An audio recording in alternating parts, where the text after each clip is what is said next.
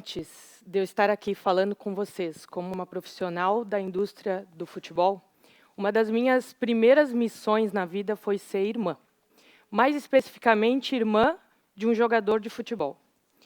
E eu conto essa memória para vocês porque eu lembro do meu irmão jogando futebol num corredor estreito, do lado da nossa casa, numa cidade do interior do sul do Brasil chamada Caxias do Sul. Ele não tinha estrutura nenhuma, ele não tinha quadra, ele não tinha relvado, ele não tinha balizas. Para não dizer que ele não tinha balizas, ele utilizava as 2 sandálias como balizas, e esse era o mundo dele, ele passava horas ali. E eu lembro de estar da janela do meu quarto olhando para baixo, e muito mais marcante do que o que eu via, era o que eu escutava. O meu irmão narrava cada uma das suas ações, como se ele prevesse o futuro. Ele não tinha plano B, exatamente como esse desenho aqui, que foi ele que fez, com a camisa da seleção brasileira. Ele narrava mais ou menos assim: lá vai ele, passa por 1, passa por 2, e a torcida grita: ah, Alex, igualzinho ali. Ele tinha uma determinação e uma confiança que eu admiro nele até hoje. Não existia treinamento especializado, não existia plataforma de análise de dados, não existia nada disso. Só existia ele, o sonho dele, a imaginação e a coragem de transformar isso em realidade. E hoje eu trabalho nos bastidores do futebol, onde tudo é medido, tudo. Distância percorrida, probabilidade de gol, risco de lesão, tomada de decisão, manutenção de estratégia, tudo vira número e tudo vai para a planilha. A tecnologia avançou no esporte, no futebol, que hoje é muito difícil dividir um do outro. Trouxe estrutura, trouxe profissionalismo, trouxe justiça. O que até algum tempo atrás era só o olho humano que definia resultados, hoje não. Hoje a tecnologia é a principal ferramenta disso. Vocês já sentiram, em algum momento, a emoção de um estádio em silêncio antes de uma cobrança de pênalti?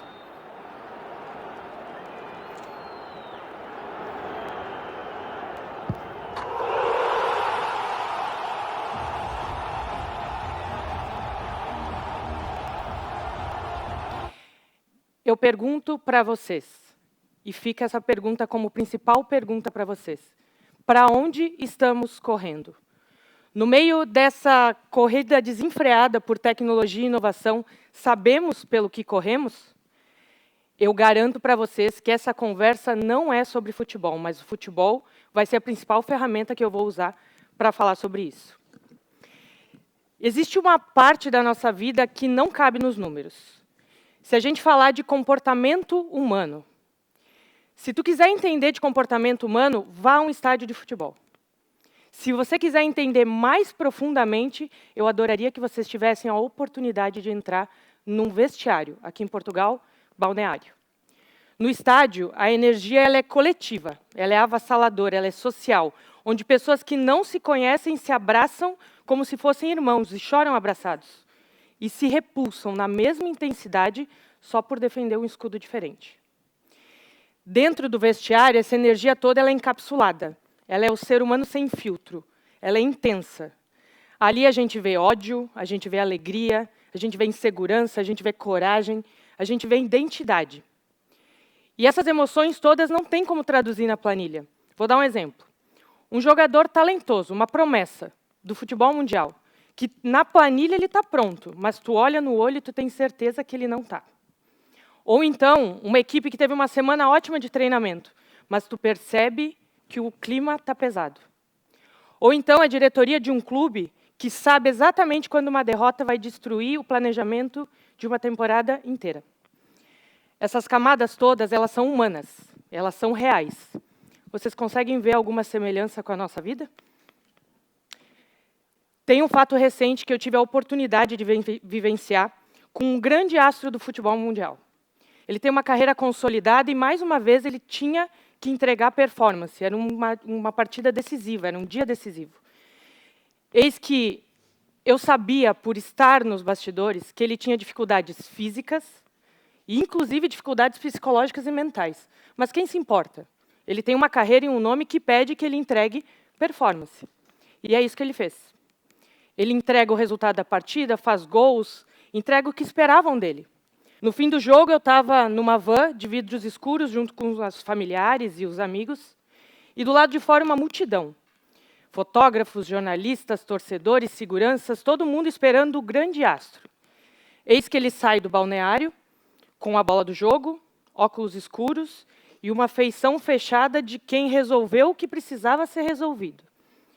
Só que quando ele entra dentro da van e a porta fecha, é como se ele entrasse num mundo paralelo. O que eu vi não sai da minha memória. Ele se atira nos braços do pai, como se tivesse 10 anos.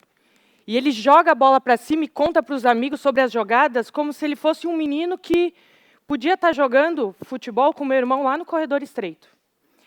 Essa vulnerabilidade, o mundo que está do lado de fora da van não permite mais que ele tenha.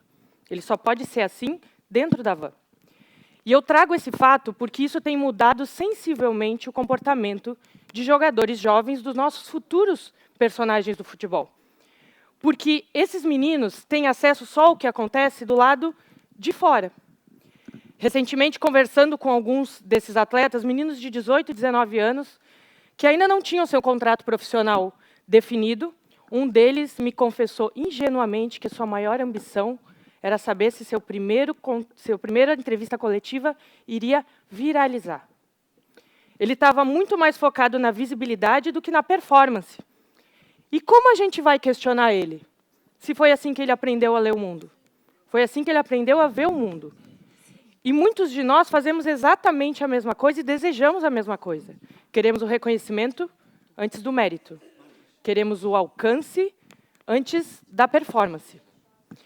E o grande perigo está que por trás das câmeras, atrás dessa câmera, atrás dessa luz, a vida é muito pesada. E no futebol também é assim. O futebol mostra o glamour, mas não mostra o desgaste. A alta performance, muitas vezes, ela é solitária. E muitos desses nossos jovens jogadores estão tirando o futebol do fim e estão colocando ele como meio. Existe uma diferença muito grande da época que o meu irmão jogava futebol, naquele corredor, para os dias de hoje. O mundo dele era pequeno e estreito, tão estreito quanto aquele corredor. E as comparações também. Quando o nosso campo de comparações expande, a gente sente sempre que está em atraso. Porque hoje, crianças, adolescentes, eu, você, a gente tem o mundo inteiro na nossa mão. E quando a gente tem o mundo inteiro na nossa mão, a gente olha para o relvado do vizinho como se fosse modelo. E começa a correr uma corrida que não é a nossa. Todo mundo corre para não ficar para trás. E sabe qual é a consequência disso? Precocidade. Pressa de entregar antes de estar pronto. Antes de estar humano o suficiente para sustentar o que vem depois. E quando isso acontece, a gente se torna especialista, especialmente no futebol, em selecionar. E a gente deixa de ser especialista em formar. A gente seleciona quem aguenta mais, a gente seleciona quem chega cedo, a gente seleciona quem responde rápido. Eu ouso dizer que hoje os investimentos na categoria de base, nas formações dos clubes, estão mais nos selecionadores e captadores do que nos professores das primeiras categorias. E quando a gente corre nessa pressa, a gente cria lacunas humanas. E são lacunas humanas que vão se transformar em tema de terapia. No final do dia, tudo isso é sobre pessoas. A gente precisa ser especialistas em pessoas. Eu tenho visto, nesses 10 anos de caminhada no bastidor do futebol, o quanto um olhar sensível é necessário e é essencial nos bastidores e nessa indústria. Eu tenho o privilégio de estar dos dois lados da força, como irmã e como profissional.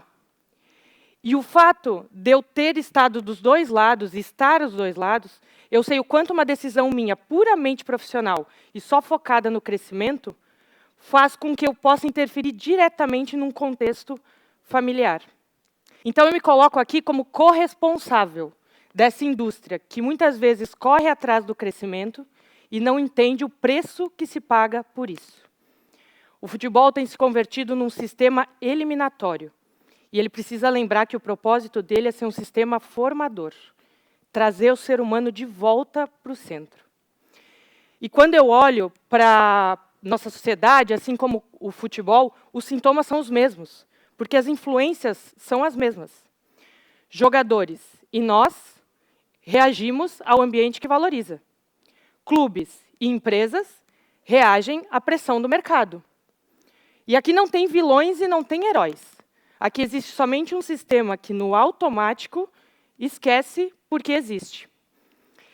Todos nós aqui hoje temos uma embalagem de métricas, indicadores. São curtidas, seguidores, entrega, engajamento, retorno. E tudo isso, quando a gente coloca para o centro da nossa vida e para o centro da conversa, a gente começa a comparar ritmo com ritmo, número com número, fluxo com fluxo, como se isso explicasse quem a gente é. Mas aí eu pergunto para você, quem é você sem seus números? Tira tudo e me diz o que fica. Quando ninguém está medindo nada, quem é você?